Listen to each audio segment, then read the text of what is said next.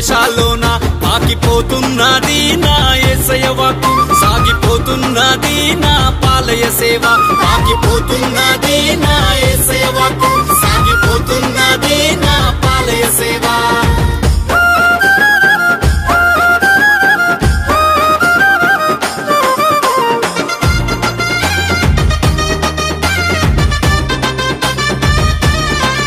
చిన్ననాటి నుండే భయము భక్తి కలిగి యేసు సన్నిధిలుండి పరిశుద్ధాత్మను పొంది కట్టినాడు చూడు బంగారు కోట, ఎంతో అద్భుతమైన యేసు రాజు కోట.